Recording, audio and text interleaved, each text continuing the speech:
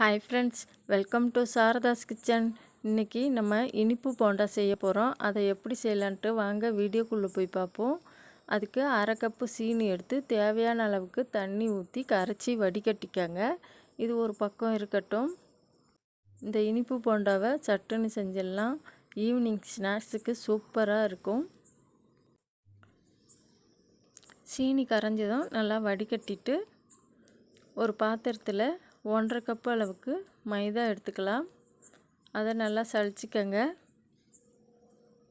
இது கூடவே 2 ஸ்பூன் அளவுக்கு அரிசி மாவு சேர்த்து அதையும் சலிச்சிக்கங்க. இந்த போண்டாவை குயிக்காக செஞ்சிடலாம். சாப்பிட சூப்பராக இருக்கும். பன்னு மாதிரி இருக்கும். சலித்த மாவை கரைச்சி வடிகட்டி வச்சுருக்கிற சீனி தண்ணியில் சேர்த்துட்டு நல்லா கட்டி இல்லாமல் கரைச்சி எடுத்துக்கங்க. இந்த மாவு அள்ளி ஊற்றுற பதத்தில் இருக்கணும். இதில் 4 ஏலக்காய் தட்டி வச்சுருக்கேன், அதையும் சேர்த்துக்கிறேன்.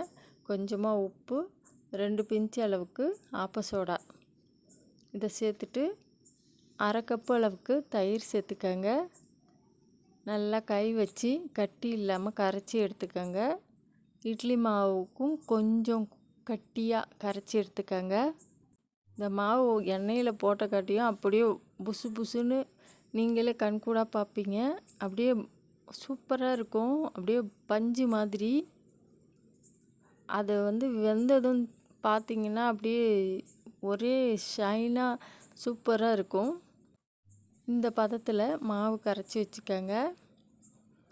அவ்வளோதான், மாவு தயாராகிடுச்சு.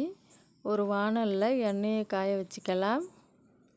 எண்ணெய் சூடாகிடுச்சான்னு கொஞ்சம் போட்டு பாருங்கள். நல்லா எழும்பி மேலே வந்ததும் எண்ணெய் பக்குவமாக காஞ்சிருக்குன்னு அர்த்தம். இப்போது நம்ம கையாலேயோ இல்லை கரண்டி ஸ்பூனாலேயோ உங்களுக்கு எது வாட்டமாக இருக்கோ அதில் மாவை எடுத்து கொஞ்சம் கொஞ்சமாக எண்ணெயில் போடுங்க.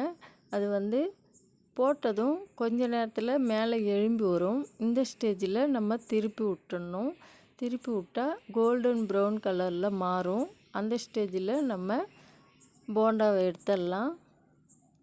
பாருங்கள், எவ்வளோ குண்டு குண்டாக பார்க்கவே அழகாக இருக்குது.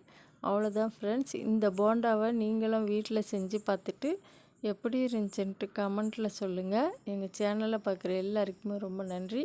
தேங்க்யூ, பாய்.